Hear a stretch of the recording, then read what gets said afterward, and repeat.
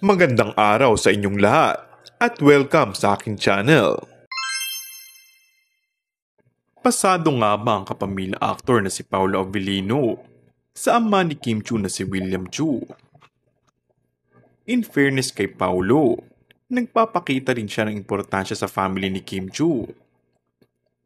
Matagal na ngang usap-usapan kung may namamagitan na nga ba sa dalawa mula pa noong magkapareha sila sa teleserye din lang. At ngayon nga yung Pinoy adaptation ng What's Wrong with Secretary Kim.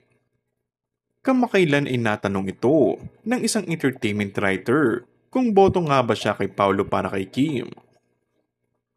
Sila naman, they're of the right age. Kung saan sila happy, happy na rin ako. Saad nito.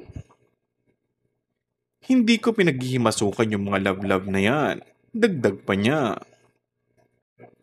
Mukha naman umanong tiwalang-tiwala kay Kim sa bawat desisyong ginagawa nito, maging sa aspeto ng pag-ibig.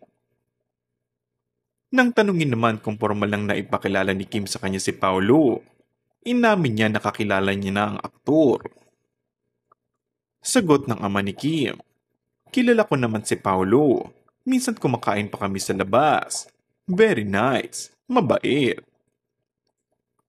Samantala, hindi naman niya mapigilan na maging proud sa kanyang anak. Kahit sa iba pang achievements ni Kim, ay hindi mapigilan na ipagmalaki nito. And that's all for our today's video.